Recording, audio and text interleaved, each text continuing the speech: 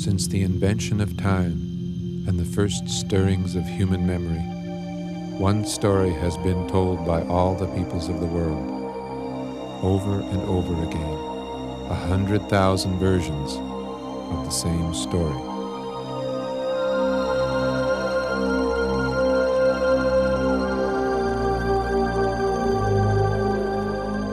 For many centuries we have marveled at the quiet regularity of the heavens, the predictable cosmic cycles, the silent clockwork motions of the stars and planets.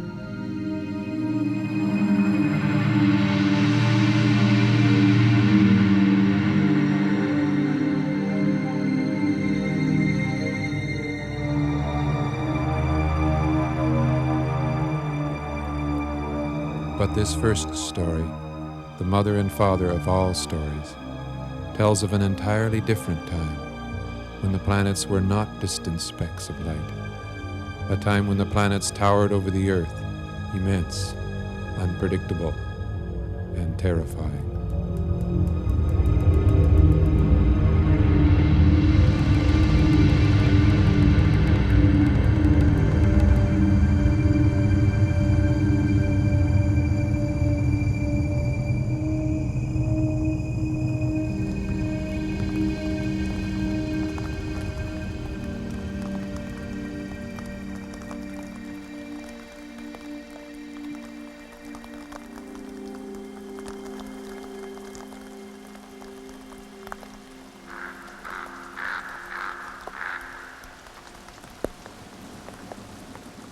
Once in the long ago there was a hero, and the hero slew the dragon.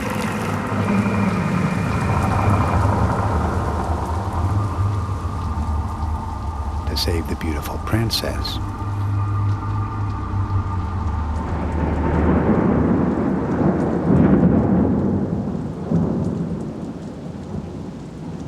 When I was a child, I was enchanted by fairy tales. But when I was a young man in college, you couldn't have paid me to think about such things.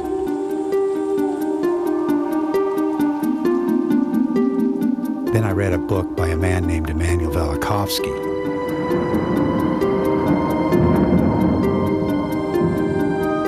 Suddenly mythology became an obsession, my life's work.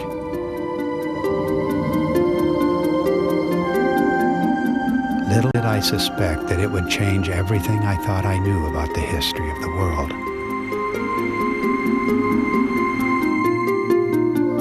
Publisher, editor, author, researcher, corporate executive, inventor. David Talbott has earned his living at diverse endeavors, but he has devoted most of his adult life to the pursuit of a single goal, unraveling the origins of the world's first story. 8 hours from now, he will present his findings at an international symposium in Portland, Oregon, to an audience of historians, anthropologists, archaeologists, comparative mythologists, astronomers, and astrophysicists.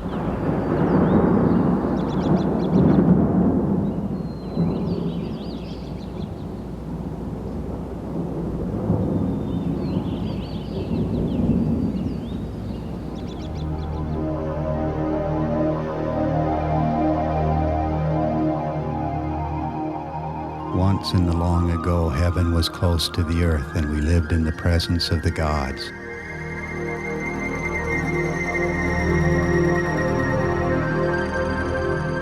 It was the Garden of Eden, the island of Avalon, paradise on earth.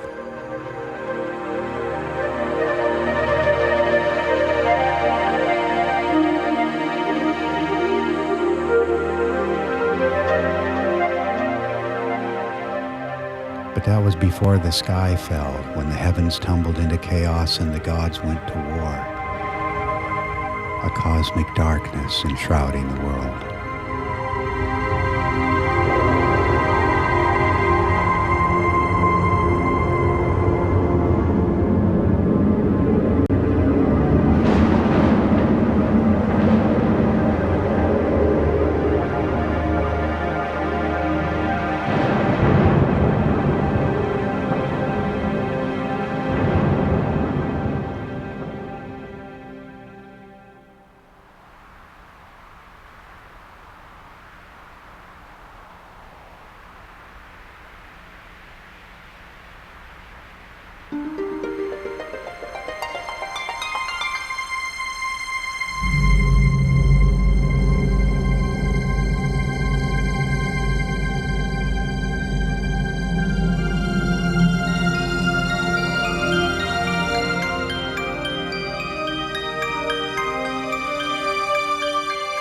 the galaxy we call the Milky Way, the Earth moves with a small gathering of planets around a single star, our Sun.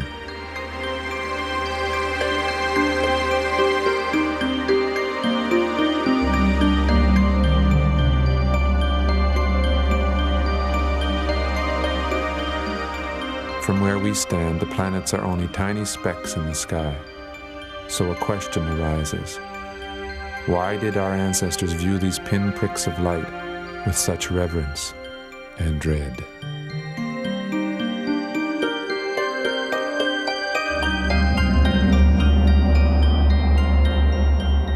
We know that the first astronomers remembered the planets as immense powers in the sky, wielding weapons of thunder and fire and stone.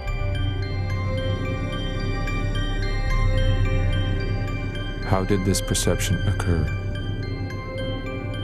Why did far-flung cultures celebrate the planets as the gods?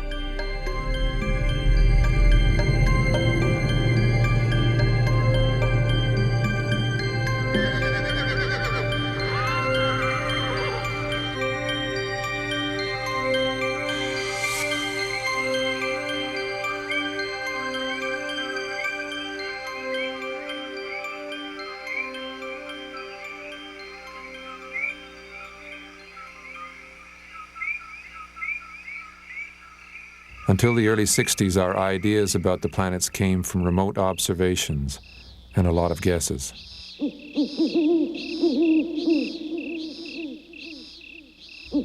Then the space age arrived. We had expected our probes to reveal planets long, cold, and dead, but we found instead surprisingly recent activity on a catastrophic scale. The superheated cauldron of Venus, revealing 100,000 volcanoes and planet-wide lava flows.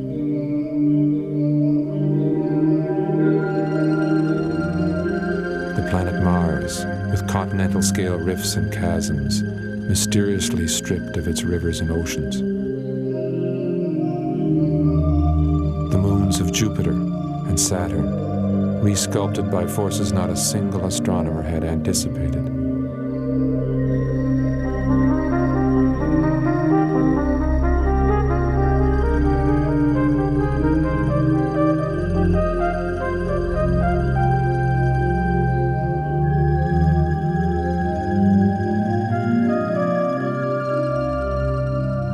What cosmic events left such colossal scars on the distant planets? One possibility is never considered. It is an extraordinary possibility that the explanation lies in the memories of the first star worshippers.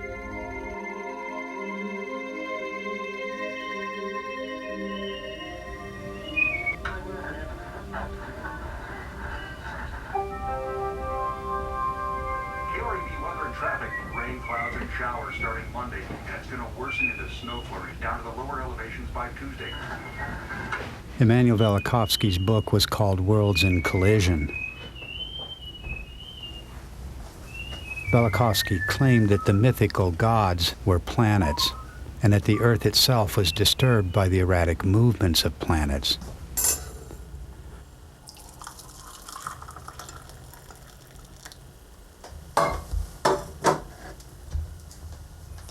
Of course, the scientific establishment had completely dismissed Velikovsky. Yet I found his ideas spellbinding.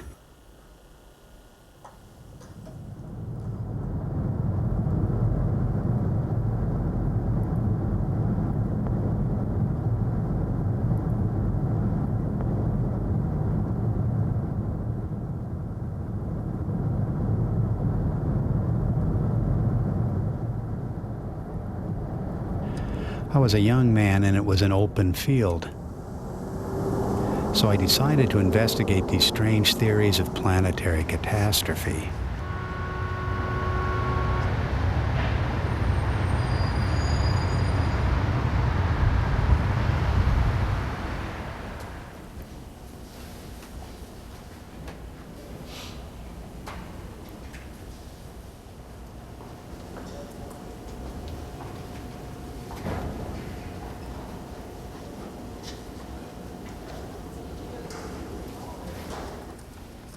venturing bravely into the vast domain of world mythology.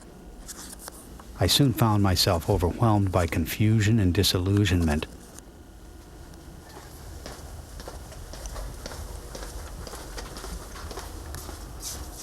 I began to fear that Velikovsky had totally distorted the subject instead of the symmetry I expected. I found an enormous jumble of absurdities.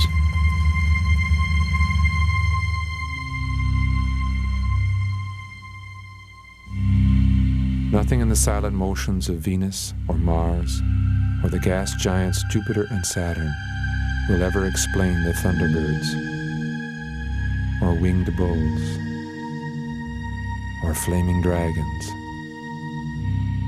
or any of the preposterous ideas our ancestors attached to these powers.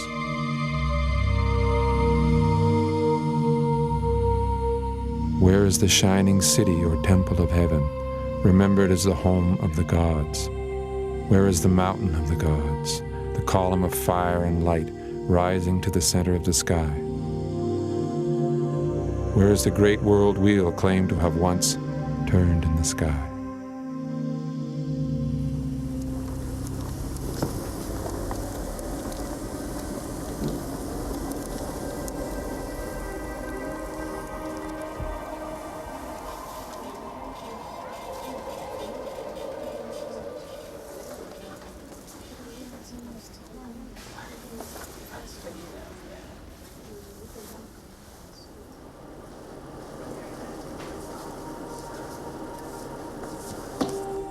I was on the verge of abandoning the work when I realized something.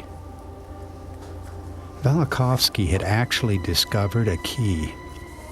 The key was recognizing patterns, because patterns imply coherence and connectedness.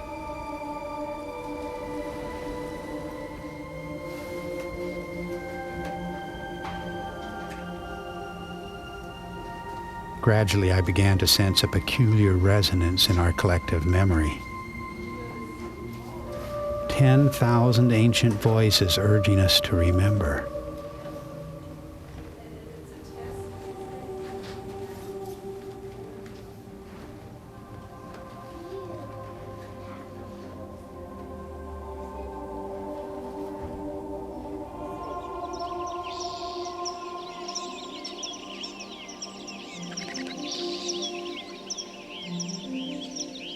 How did it happen that widely dispersed cultures preserve such similar stories?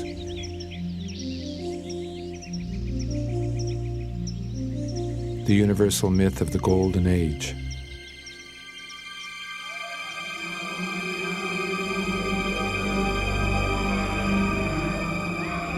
The myth of the hero.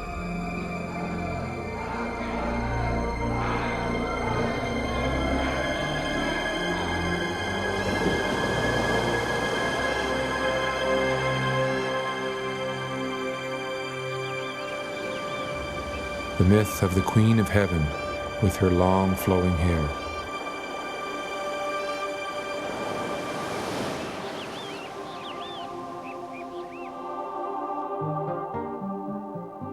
There are 100 universal themes, and all are as old as civilization. But who can say we have truly accounted for any of the mythical archetypes?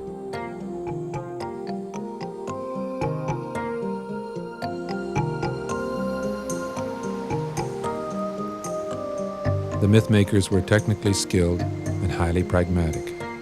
They were the builders of the first civilizations. If they were not crazy or deliberate liars, how did the global themes of myth arise?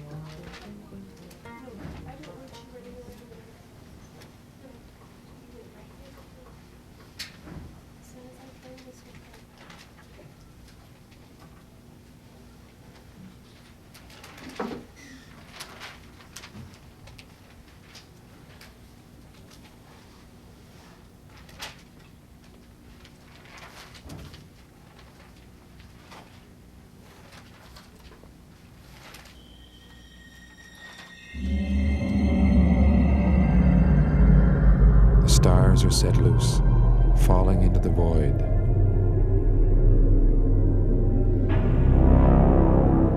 The land is on fire, mountains split or crumble, rocks explode in flame, all the rivers and seas overflow and sweep across the earth, and the universe becomes a furnace burning everything.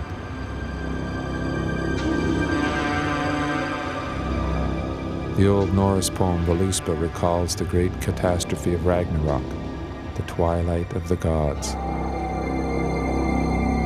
When the terrifying wolf Fenrir, its jaws reaching from heaven to earth, brought forth a brood of howling wolves, and the sun became blood red and vanished,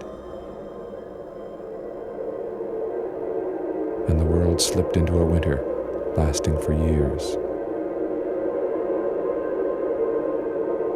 Icelandic, Aztec, Babylonian, every ancient culture seems to have remembered an event called the end of the world. We too remember the great catastrophe, but without realizing it. Around the globe, we celebrate the new year with the most peculiar customs, with the beating of drums, blaring horns, exploding fireworks. We celebrate this occasion with barely a twinge of anxiety.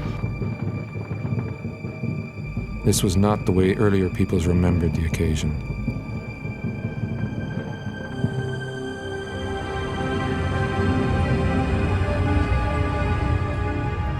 In earlier times, anxiety was nearly overwhelming,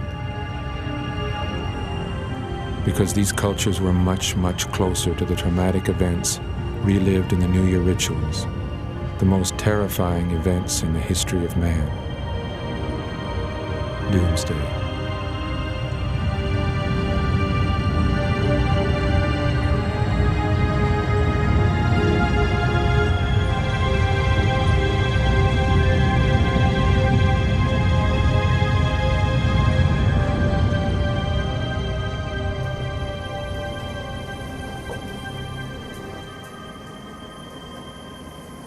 A disaster of cosmic proportions, a world falling into chaos and darkness. The story was told by every ancient race on Earth. I found it so strange that no one could explain this collective memory. Using Velikovsky's key, pattern recognition, I began to search beyond the madhouse of localized mythology.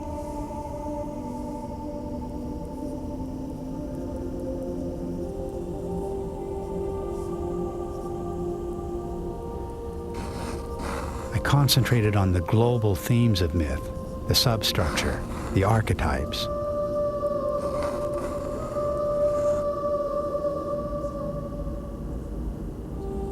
To my surprise, I discovered a startling coherence and a story of vast and disturbing implications.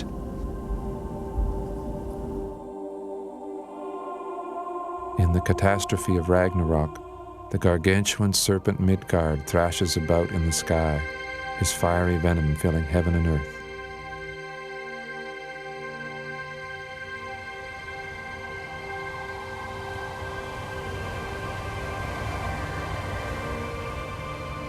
Greek and Roman historians recalled the attack of the great dragon Typhon, when the whole world trembled. The seas rose to flood the land. Thunderbolts flashed in the sky. Blood poured from the mountains, which split and came crashing down. And the earth was engulfed in great clouds of darkness.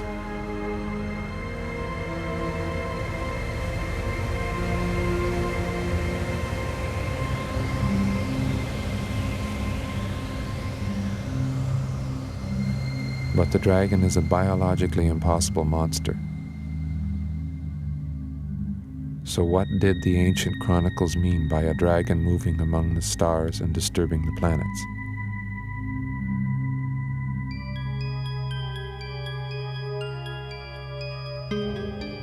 the Aztecs and Maya, the Babylonians, the Egyptians, the Chinese, Japanese, and Oceanic races, early British, Celtic, and Germanic nations, the Greeks and Romans, all employed the cosmic serpent or dragon as a hieroglyph for one celestial phenomenon, a comet.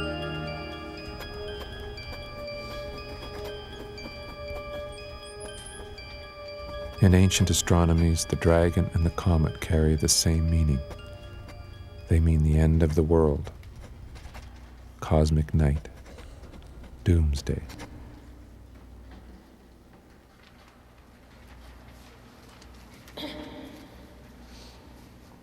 Velikovsky had noticed that the most common symbol of sweeping catastrophe was the serpent or dragon attacking the world.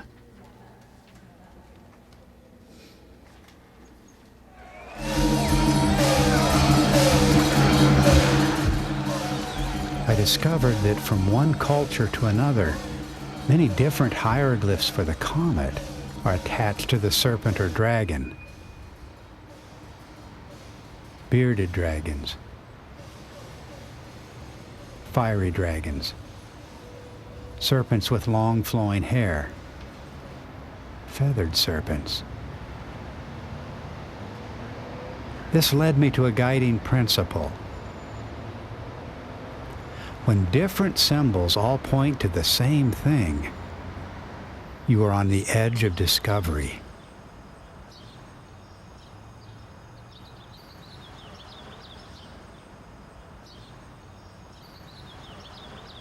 But if the dragon meant the comet, and the comet meant doomsday, what about the other characters in our fairy tale? What about the hero? What about the beautiful princess?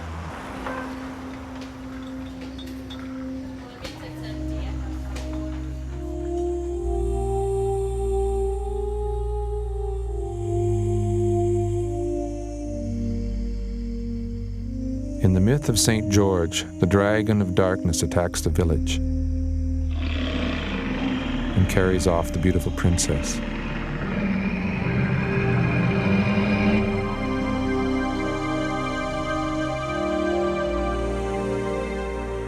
Then along comes the hero, St. George, who vanquishes the dragon and frees the princess. But in the earlier versions of this story, the dragon is the terrible aspect of the princess herself.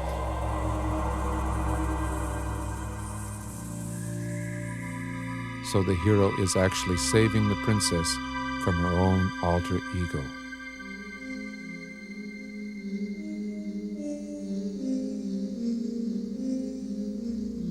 In the later versions, the innocent princesses and fair maidens are often victimized by an ugly witch.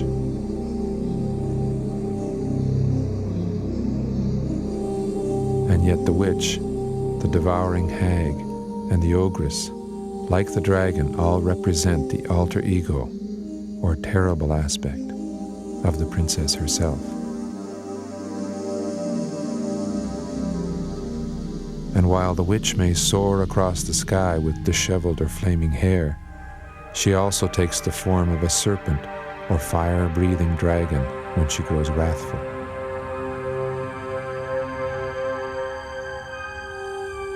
It was said of the witch's hair that it could bring rain, hail, wind, and lightning, exactly what ancient nations said of the comet.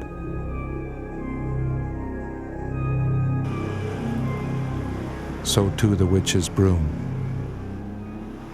From Europe to Asia, the clump of grass or straw or feathers, the primitive broom or whisk, was an acknowledged symbol of the comet.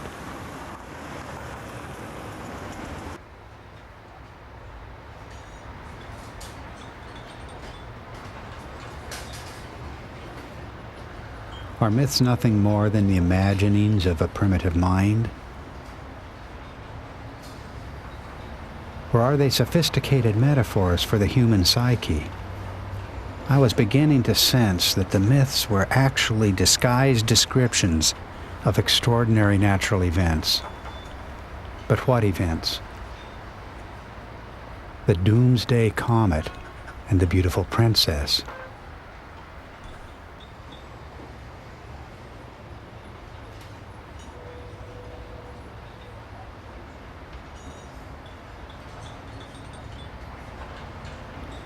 I found myself enormously puzzled by the princess.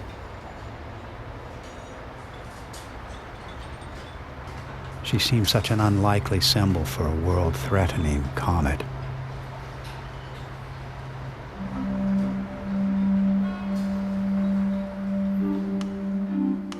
The princess of folk legends is a descendant of the more archaic goddess figures. The earlier goddess has a dual nature, as radiant mother and devouring dragon. The goddess Kali of the Hindus was renowned for her beauty. But in her terrible aspect, her long disheveled tresses stretched across the heavens, blackening the sky, sweeping away the sun and the stars. We encounter surprisingly similar images in the goddess Coatlicue of the Aztecs, the Sumerian Inanna,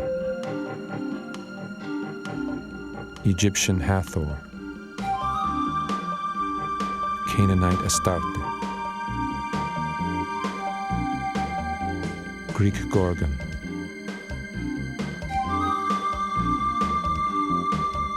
Hindu Rangda, and in the medieval witch, the most popular later caricature of the angry or lamenting goddess.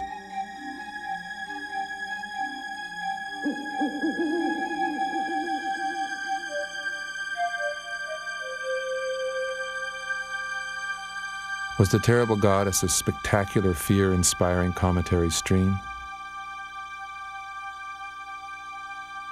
Our word for comet comes from the Greek word coma,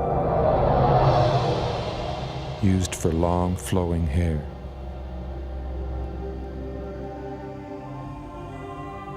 The torch, the flame, streamers, streaming feathers, various symbols of brooms, whisks, and flails. Around the world, these images signify both the angry goddess and the doomsday comet.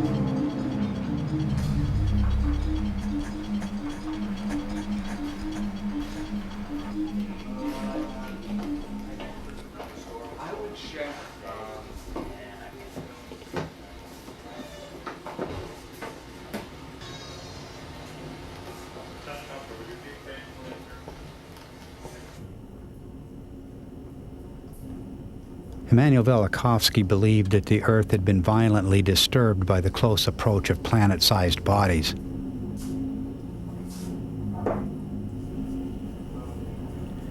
He suggested that the doomsday comet was in fact an errant planet.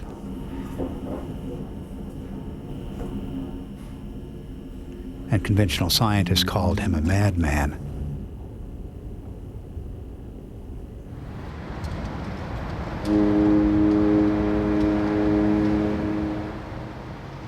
So I was venturing into dangerous territory.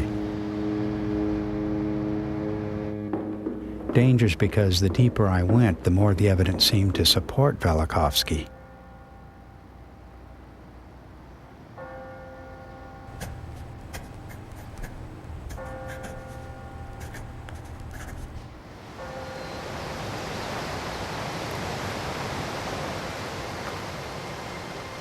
The land of Sumer, a cradle of civilization in ancient Mesopotamia.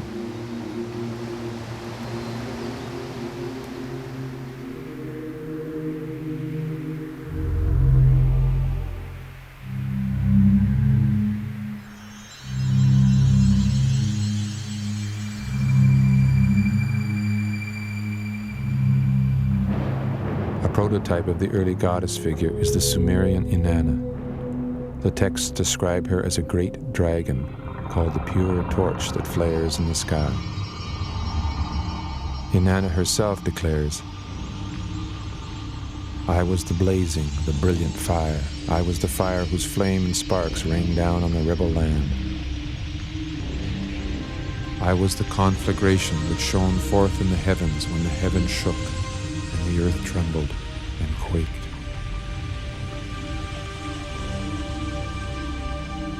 Who then was this comet-like goddess, Inanna?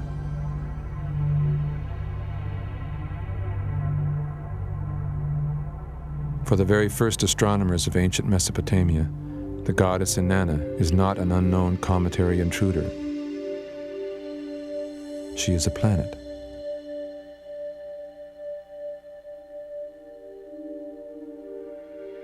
The planet Venus.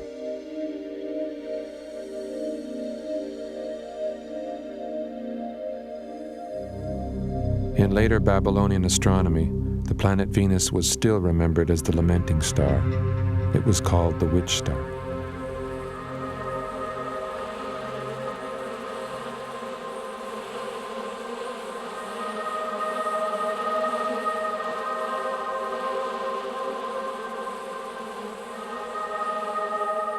In the Americas, Aztec histories remembered Venus as the great feathered serpent, and they called Venus the smoking star, the very phrase they used for a comet. The stargazers of Peru knew Venus as Chasca, the long-haired star, the most common phrase for the comet among ancient peoples.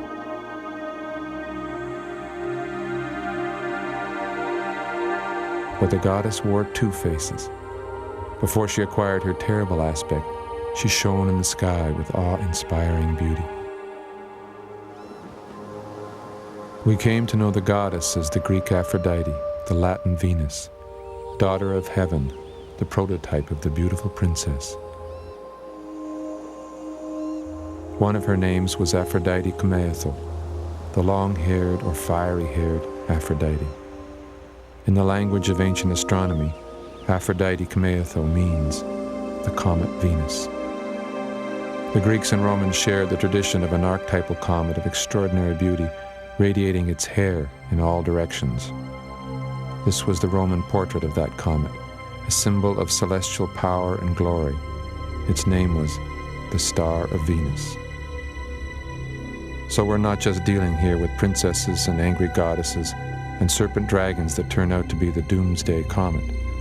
We are confronting the mythical parent of comets, a comet inspiring both veneration and dread, a comet that turns out to be a planet, Venus.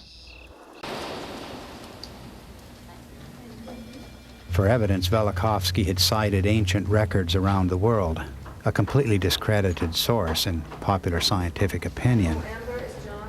Yet I too was finding such an amazing continuity in these same ancient records.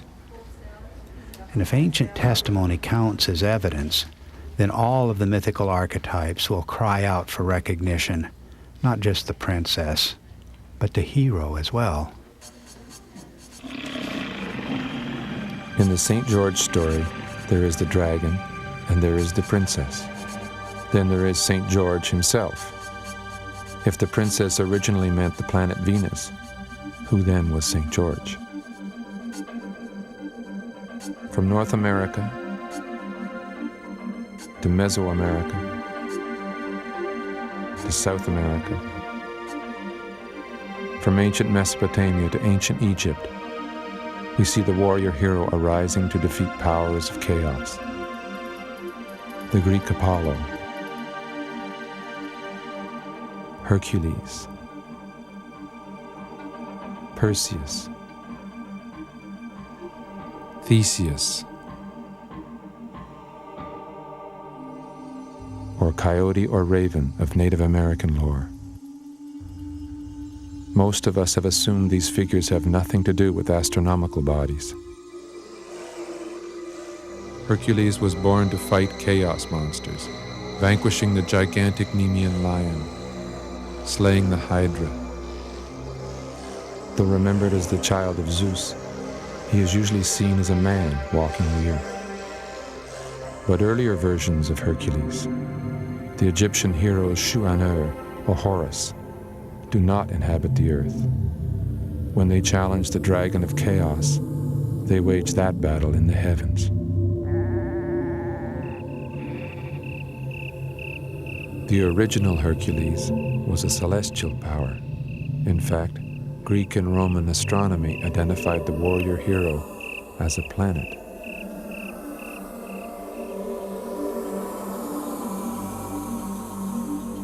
The planet Mars.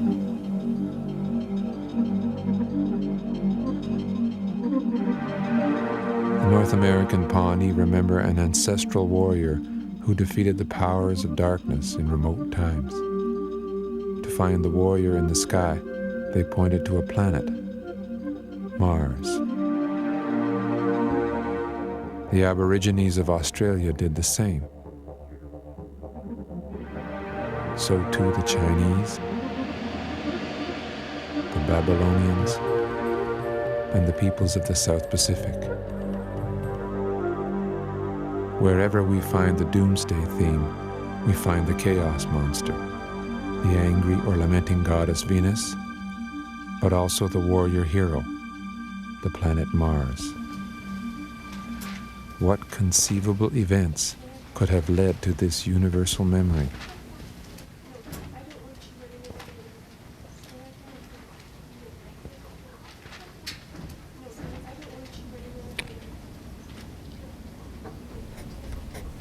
It would take volumes to tell the story of the warrior hero. That's because the character is so visible and so active. One can easily overlook a more passive figure in the myths, an almost forgotten personality looming mysteriously in the background.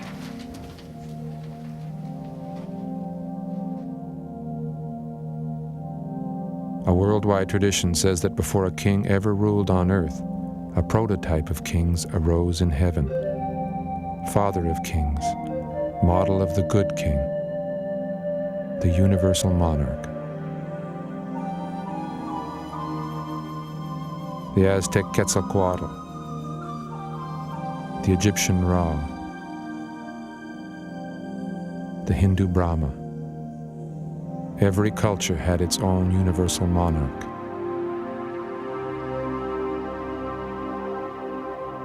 It is said that the local king is responsible for the prosperity of the nation. In the reign of a good king, the earth flowers abundantly. Why is this? It is because the universal monarch, who set the standards of kingship, brought forth a remarkable condition in primeval times, an epoch called the Golden Age.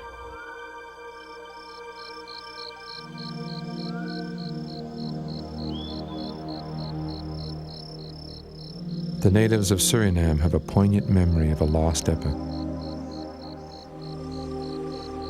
In a time long past, so long past that even the grandmothers of our grandmothers were not yet born, the trees were forever in fruit, the animals lived in perfect harmony, and the little agouti played fearlessly with the beard of the jaguar. For the Hindus, this was the Krita Yuga, or perfect age. The Iranians call it the age of the brilliant Yima. The Chinese, the age of perfect virtue. The Danish, peace of Frodi. It was paradise, the Garden of Eden.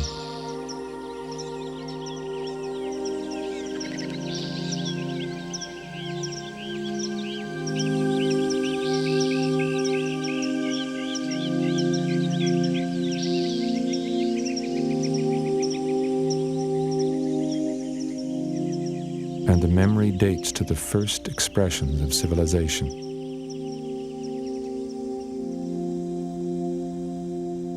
In the great myths of the world, there is no golden age without a founding king. There is no founding king without a golden age.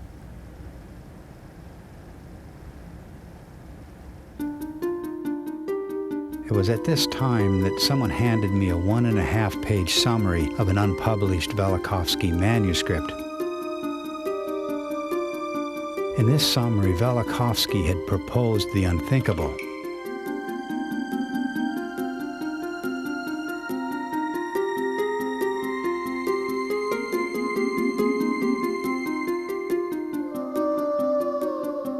He said that during the mythical Golden Age, the Earth may have been a satellite of another planet, a gas giant.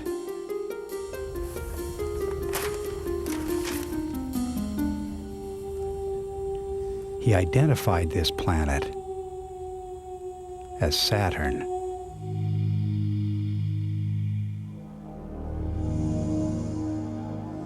According to ancient Greek poets, philosophers, and historians, the present age is just a shadow of the former epoch called the Golden Age of Kronos. But who was this ancient god, Kronos? All Greek astronomical traditions agreed that Kronos was the planet Saturn.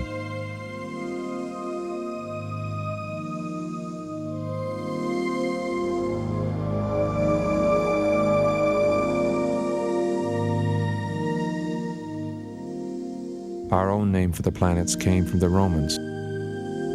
In unison, Roman poets and historians insisted that in a former time Saturn had ruled as a god-king, producing a paradise on earth. It would be almost impossible to overstate the power of this memory among the different cultures.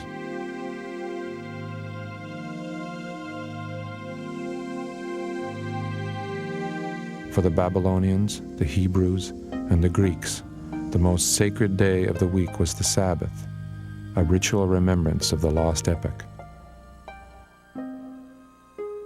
And in each of these cultures, this holiest day was the day of Saturn, the Latin Saturnidis, or Saturn's Day, the Celtic day of Ceter, our Saturday.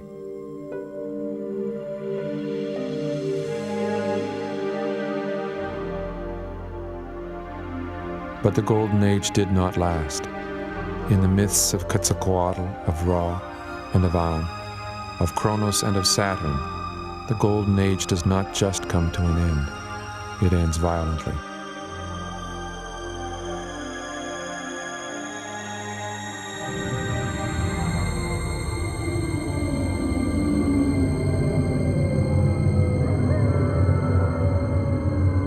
And with the collapse of the Golden Age arrives the feared comet, the dragon of darkness, the fall into the cosmic night, the clash of the titans.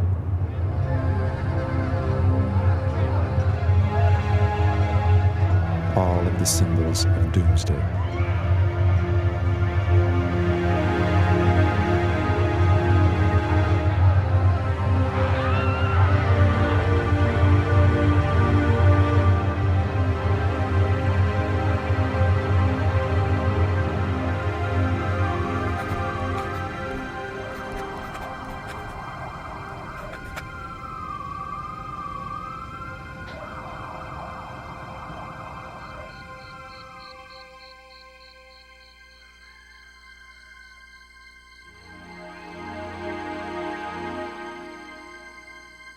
Sunrise.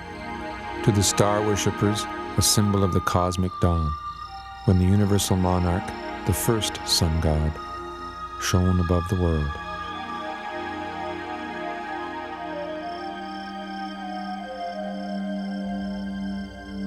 The ancient Greeks called their sun god Helios. We assume they were referring to the sun we know, the sun that rises in the east and sets in the west. But in the earliest Greek manuscripts, Helios was the name of the planet Saturn. And the Greeks were not alone. The Babylonian Shamash, always translated as sun, was identified as Saturn. So also the Egyptian Ra, the Hindu Surya, the Latin Sol.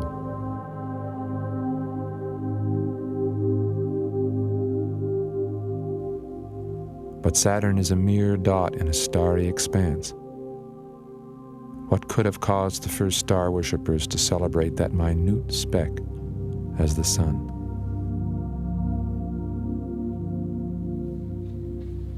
Velikovsky talked about a confusion between Saturn and the sun in the ancient languages.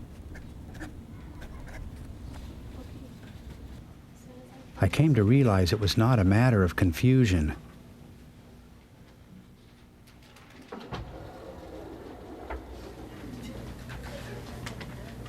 For the ancients, Saturn was the revered sun god.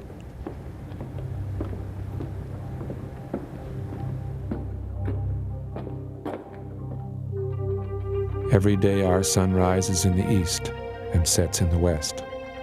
But the archaic sun god Saturn did not rise or set. It did not move. Egyptian texts say of the sun god Atum or Ra, the great god lives fixed in the middle of the sky. Surprisingly, the Babylonians used almost exactly the same language to describe the sun god Shamash in the stationary center of heaven. For an earthbound observer, there is only one motionless spot in the sky, the celestial pole. The stars we see are actually cutting a circle around the polar axis, close to the star Polaris. Of course, nothing would seem more irrational than an ancient sun god at this location. And yet, throughout the Near East, the universal monarch appears as a central sun called the axis and the pole of the world. To the Hindus, the sun god Surya occupied the place of supreme rest, the motionless site. So too the Greek Helios and the Aztec Quetzalcoatl. In their earliest expressions, these figures occupy the stationary cosmic center. There is an astonishing unity to this global tradition. Ancient Iranian astronomers identified the pole as Saturn's home, and so did the Neoplatonists of Greece. Roman poets remembered Saturn as the steadfast star, and Chinese astronomers recalled that, in the beginning, Saturn was the arch premier at the celestial pole.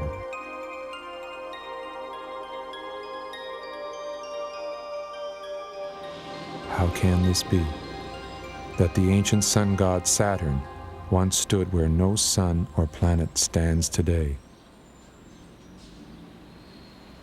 By the summer of 1972, I had gathered together all of these fascinating pieces. I could see obvious patterns, but the larger picture continued to elude me. I became fixated on one strange idea, an idea endlessly repeated in pictographs and symbols around the globe, a great crescent in the sky. Scholars have always assumed it meant the moon, but the crescent in the pictographs does not behave like the moon. On every continent, archaeologists have uncovered curious drawings of an archaic sun. They do not look like our sun,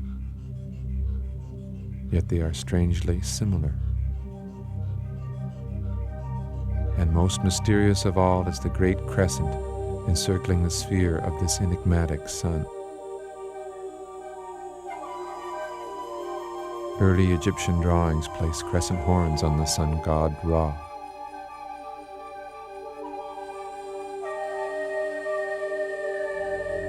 In Mesopotamia, the crescent is repeatedly drawn wrapped around the sun god Shamash. A crescent horn turning in the sky. The image appears throughout the world. A vast crescent, unlike anything in our own sky today.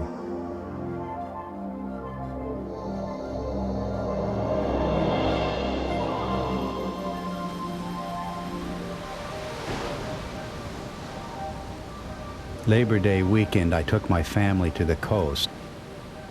The wind was blowing hard and the water was rough.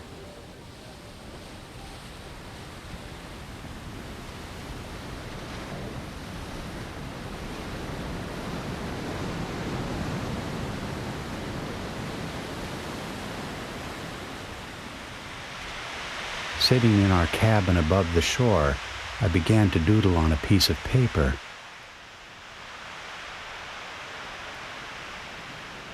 Late in the day, the wind died down. Everything was very still. Then it hit me. The only way you can produce a crescent with the behavior I was observing would be to place a large body at the celestial pole, exactly where the ancient astronomers had placed the gas giant Saturn.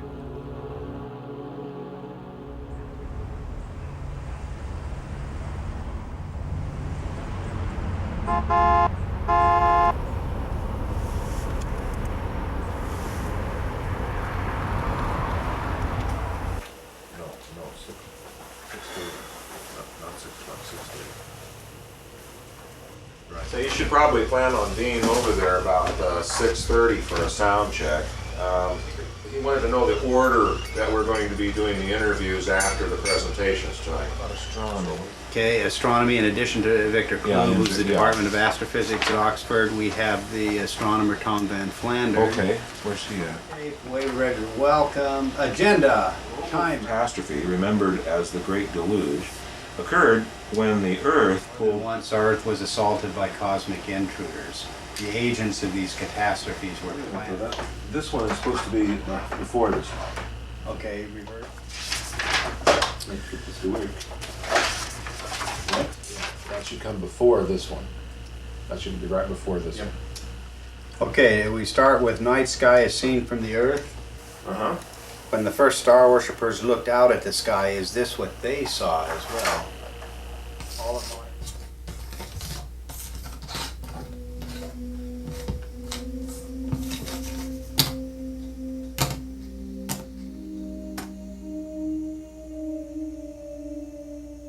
The revolving crescent helped me to realize something. Ancient myths and symbols don't answer to our world.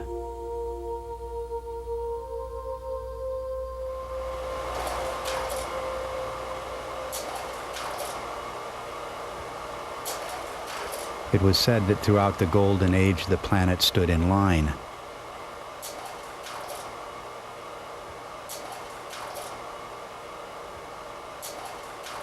We see the hero bringing forth a cosmic pillar or world mountain.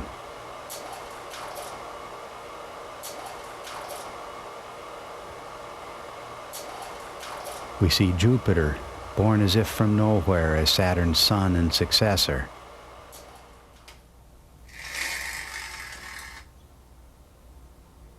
Not one original theme of myth will be explained by anything occurring in nature today.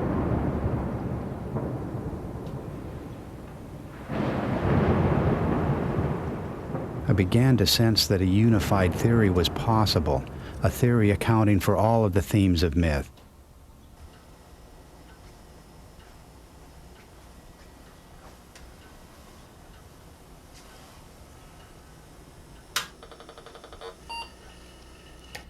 But it would require that I allow for the unthinkable, the proposition that the Earth was once part of an entirely different planetary arrangement.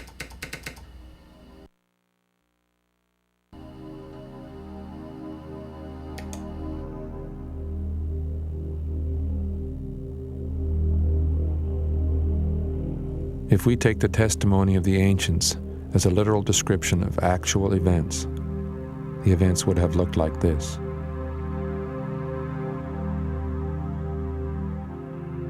The Earth moved in a congregation of planets appearing as immense forms in the sky. Saturn was seen as a huge, stationary body at the celestial pole.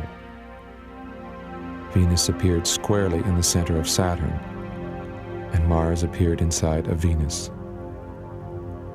Jupiter was there also, but hidden by Saturn. The entire system moved through a diffuse cloud of gas, illuminated by our sun. On Earth, this meant that there was no clear distinction of day and night. At an early juncture, gaseous material or dust stretched from Venus towards Saturn. In periods of stability, these radiating streams appeared as a three-pointed and a four-pointed star-like pattern. Over time, the surrounding cloud dissipated, a more clearly defined cycle of day and night began. A bright crescent appeared on Saturn, created by light from our sun. As the Earth rotated on its axis, the crescent visually turned around the polar center.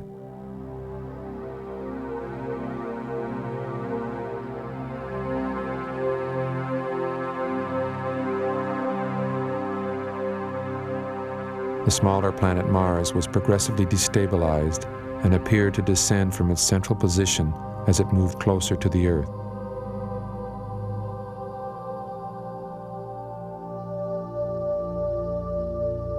It returned to the central position,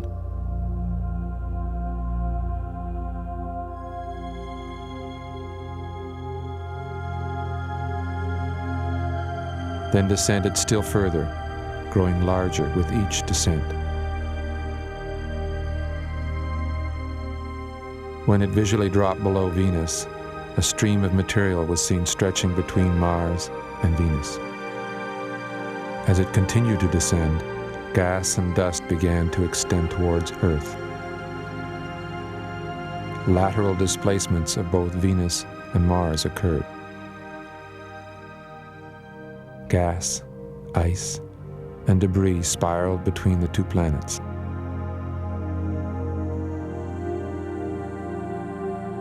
Eventually, the spiraling material gathered into a band encircling Venus.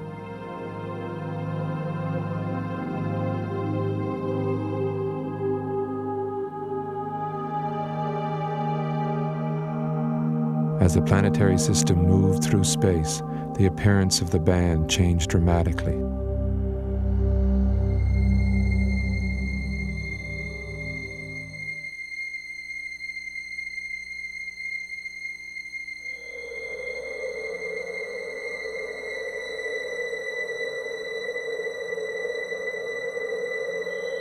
The vertical movements of Mars continued. Atmosphere and other material stretching toward the Earth with each descent.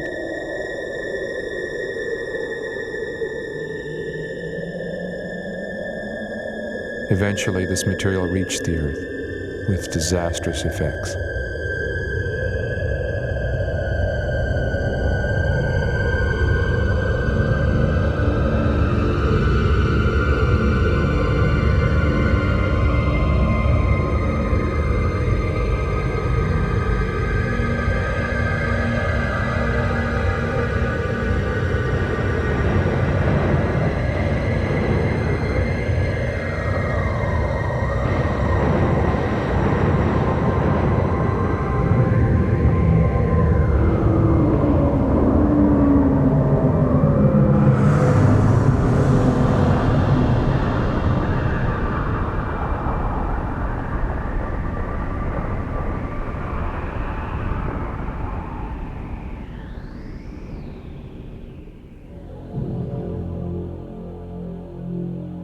When the skies cleared, Mars was seen moving away, a stream of gas and dust stretching upward, with Mars appearing as the apex of the illuminated column.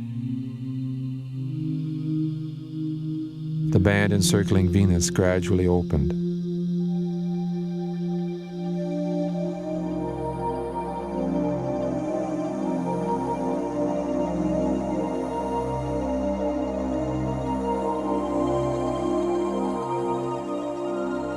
The four streams of comet-like material radiated once more from Venus.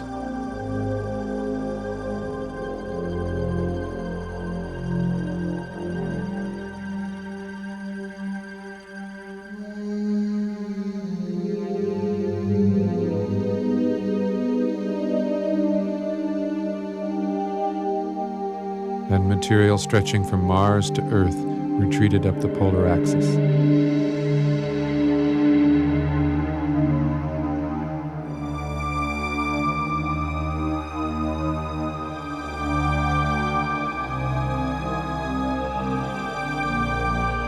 The stable period of Saturn's domination ended with the collapse of the planetary configuration. Jupiter appeared for the first time as Saturn tumbled from its stationary position.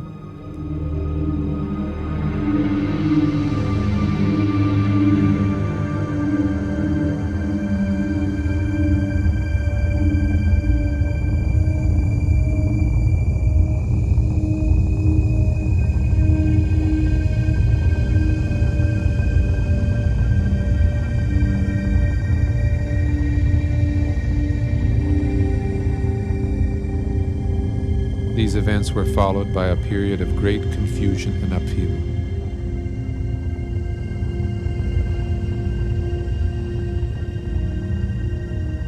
With the displacement of Venus, the band and radiating material collapsed, spiraling between Venus and Mars, then scattering into whirl-like patterns.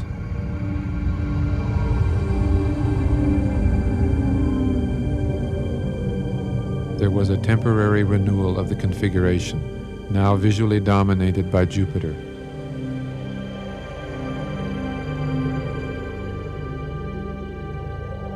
And only later did the configuration fall apart, the planets moving into a new, more remote equilibrium.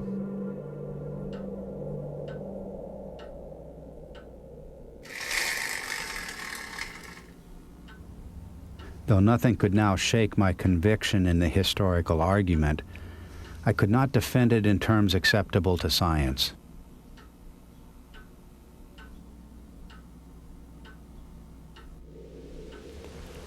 This was a problem I was unable to solve for 20 years.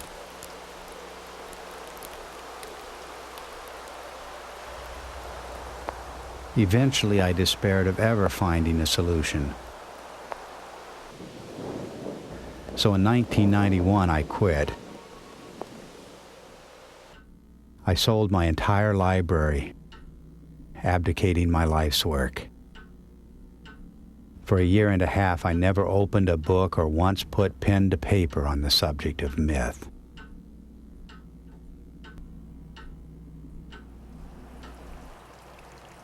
Then one day I received a phone call from a stranger. "Mr. Talbott," he said, "I think I have an answer to your dilemma."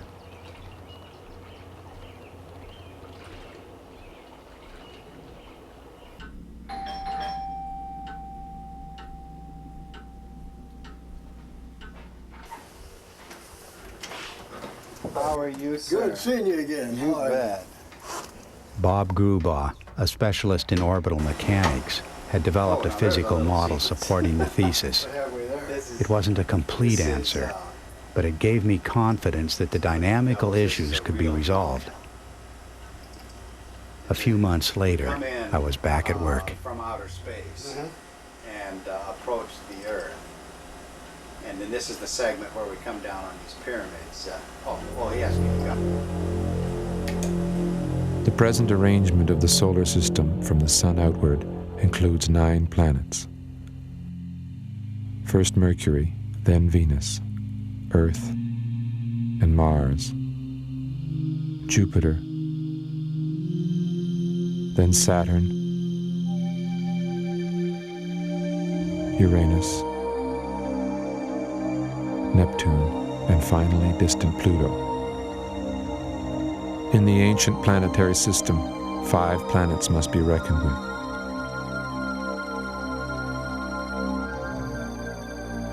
Jupiter, Saturn, Venus, Mars, Earth.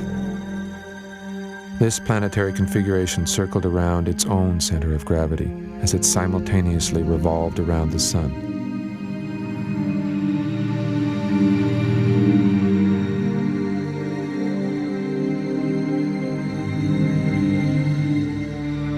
The planets were extremely close together, interacting with each other gravitationally.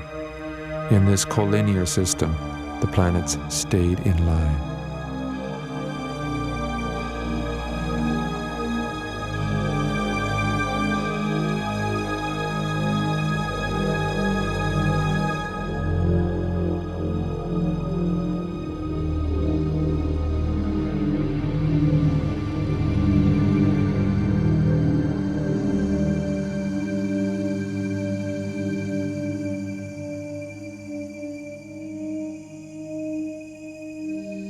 But the small planet Mars was moved by resonance into an increasingly elliptical orbit. It began to oscillate between the 2 larger planets, Venus and Earth. As Mars approached the larger bodies, atmosphere and oceans were pulled from its surface. Clouds of water, gas, and dust scattered into the surrounding space, then were pulled and stretched between the planets. the alignment grew progressively more unstable, leading to displacement of Venus, Mars, and presumably the Earth. Eventually, the result was a complete unraveling of the alignment, a dismemberment of the configuration.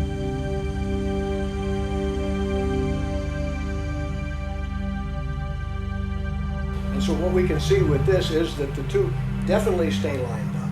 And it wanders a little bit because I'm unable to get the precision in this model that I have in my own. The precision of this model is only to 2 significant figures. But even at just 2 significant figures, they do. Even at 2 significant figures, there, so they stay together. They don't fly apart. They don't draw together. I've been playing and manipulating with 6 significant figures to get the thing lined up in my model the way it's supposed to stay lined up. And it does. And it does very well. They're really looking at it too. And these are other variations on that. This crescent. is The that was star- technically Is that giving not the the star and the crescent though? That is a modern thing at the Masons, isn't it?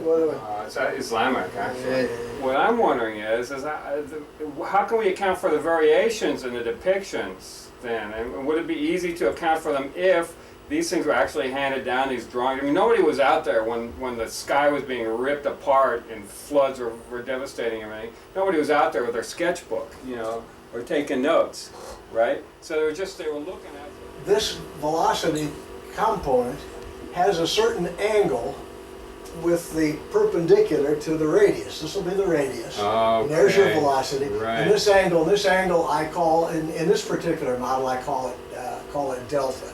What determines that angle? Well, what happens, what this is, you can determine where it reaches a point of symmetry.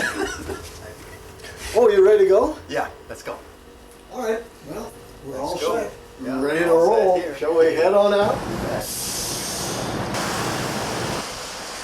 One of the great intellectual surprises of this century will be the discovery that myth is our key to remembering.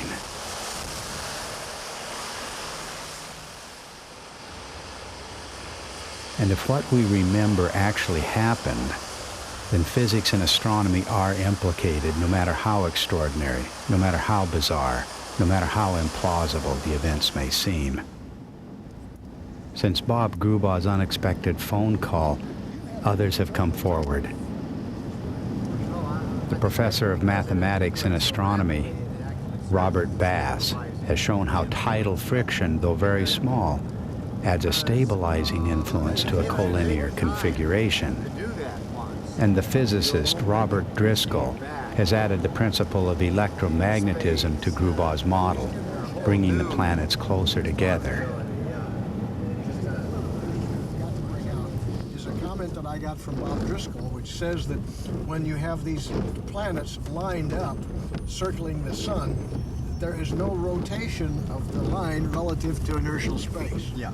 And so I think it's very... All right, the next speaker is David Talbott. To introduce him in short scope, he is the editor of a book called The Saturn Myth, which has provided an invaluable amount of data for almost everyone working in the field. He is also the founder of the journal Aeon and one of its major contributors, and he is one of the chief proponents of a When ancient man looked out at the night sky, is this essentially what he saw? Is it possible that just a few thousand years ago, the sky was filled with forms that towered over ancient man? The myths begin with the timeless epoch before the fall, before time-keeping references, before seasons, before the cycle of day and night. It is the golden age, the age of the great planetary conjunction. In the beginning there was the universal monarch, the firmly seated God, the motionless sun.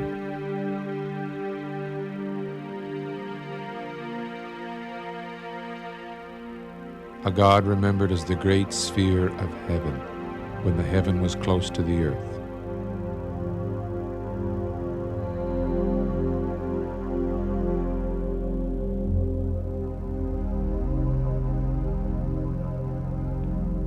The universal monarch possessed a luminous eye, heart, and soul, the mother goddess. Venus, daughter and spouse of the universal monarch.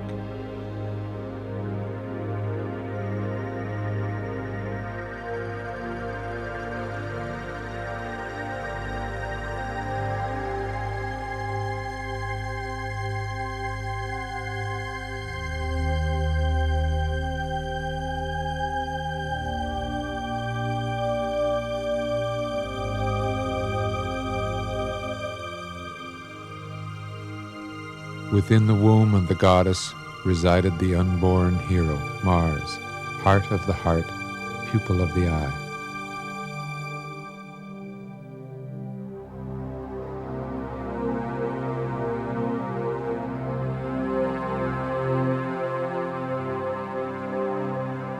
The goddess was the great star, radiating its comet-like hair in all directions, the celestial prototype of the beautiful princess.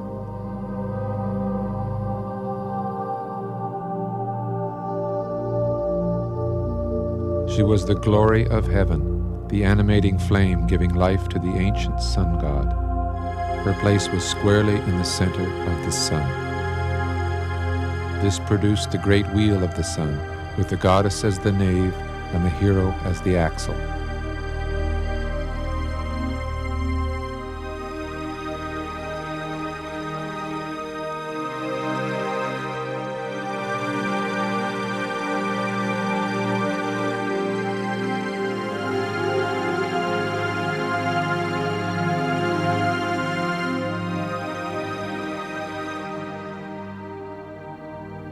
As the configuration evolved, the comet-like streams gathered into 3 rays, remembered as the triform or threefold goddess.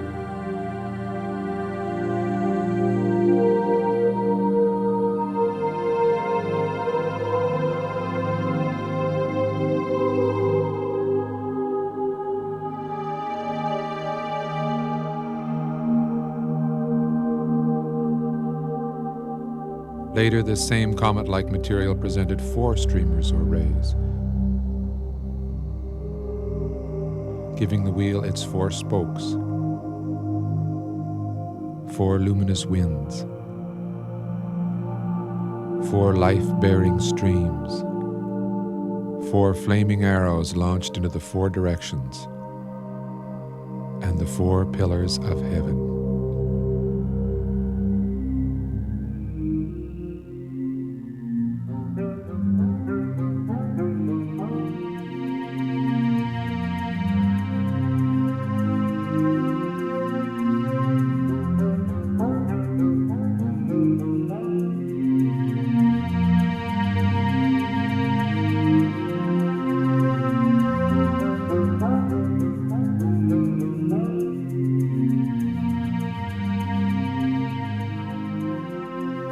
Day and night arrived with the coming of a great crescent on Saturn, this crescent enclosing the central star of Venus. Saturn's crescent horns provided the celestial timepiece for the daily cycle, fading against a brightening sky as they rose to the right.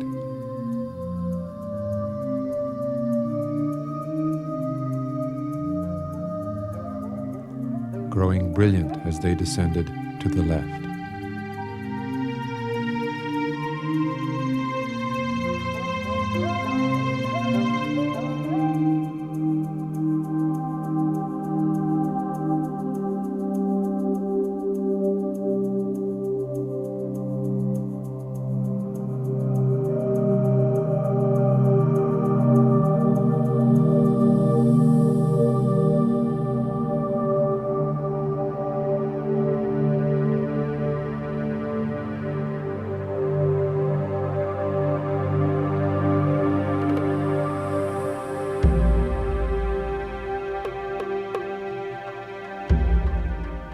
The hero was born from the womb of the mother goddess and wore the goddess as a conical crown.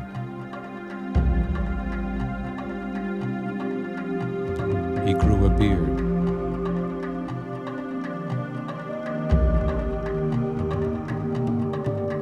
His tongue protruded.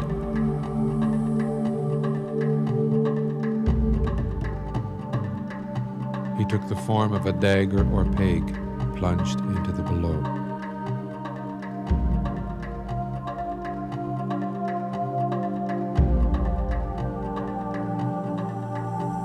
The hero consorted with the goddess, re-entering the goddess womb as the impregnating seed, then emerging again in a new incarnation, as both the goddess and the hero broke away from their original axial positions.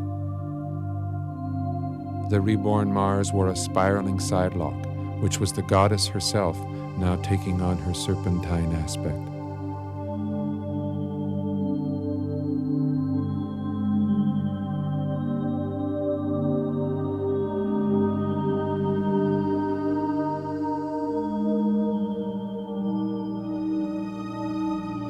Hero and goddess engaged in a spiraling dance about the cosmic center.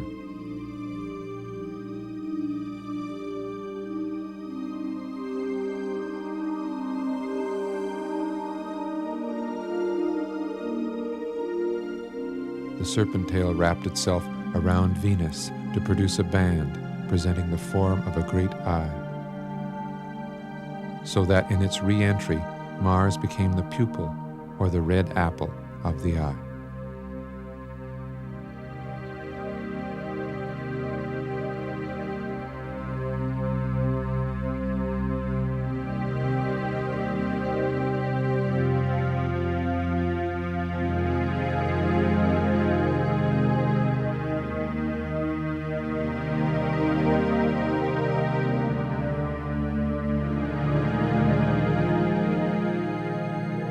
Saturn's golden age was interrupted by catastrophe, when the enclosure of the gods was sealed shut.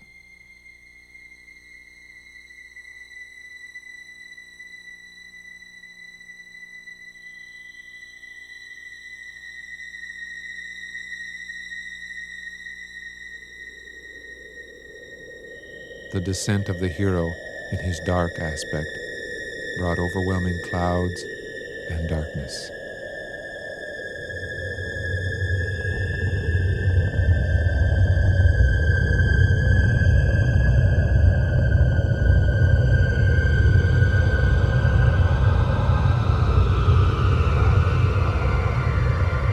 This was the underworld journey, the archetypal ordeal of the hero, and for the earth, a deluge of fire and water.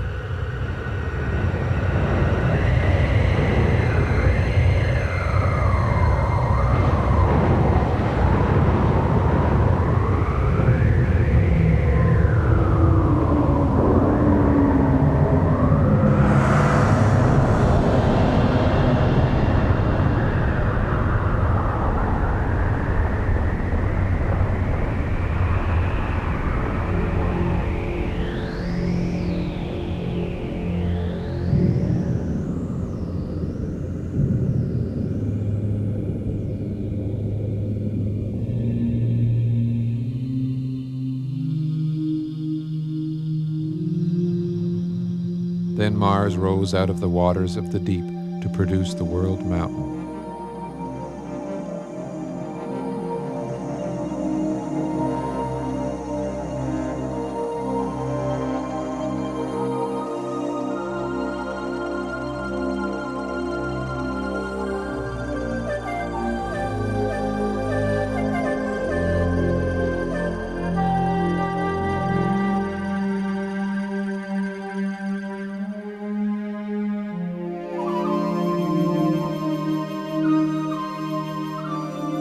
The opened eye of Venus formed the rim of the great world wheel, the fiery body of the encircling serpent.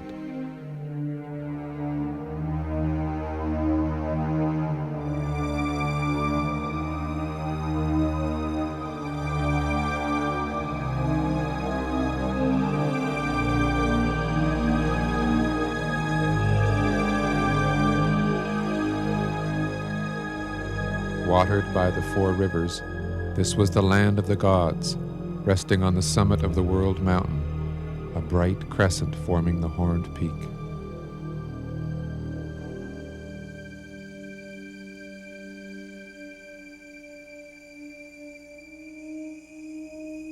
the mountain of Mars became the mooring post of the turning sky.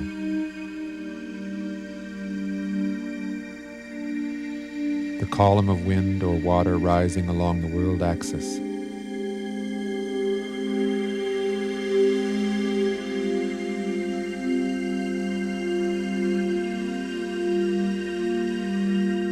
The pillar of the cosmos, with its 4 extensions holding aloft the world wheel. But the ancient paradise did not last. The hero spirited away the goddess, or stole the heart of the universal monarch who tumbled from the summit of heaven.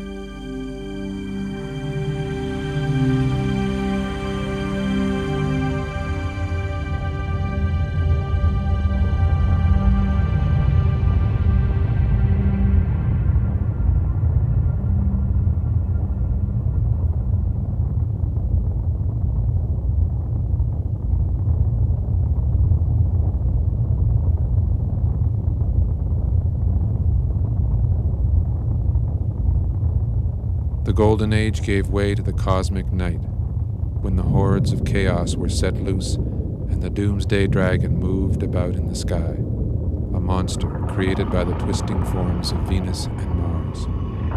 It was then that the terrible goddess appeared with wildly disheveled hair, lamenting the death of the universal monarch. In the events that follow, the hero will subdue the dragon or pacify the raging goddess. The universal monarch's own son, Jupiter, will be installed in the center of the sky. But the universal monarch has departed, and with his death comes the end of the Golden Age. All that remain are fragments of a collective memory, and hidden deep in the human psyche, a sense of something irrevocably lost, and yet eternally yearned for. A paradise when heaven and earth were one. The death of this paradise was the birth of myth.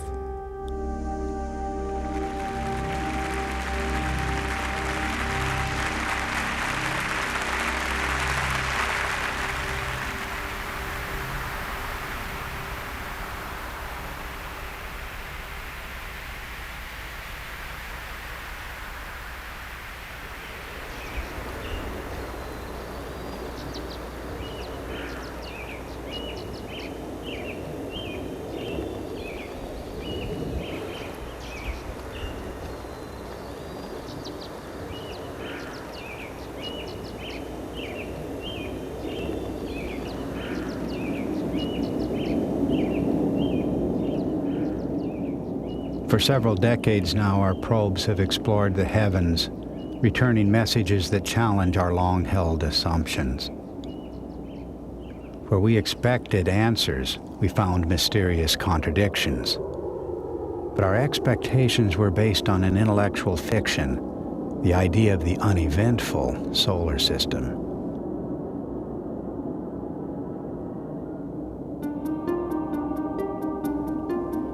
Can we allow for the possibility that our ancestors experienced extraordinary cosmic events, events we've simply forgotten?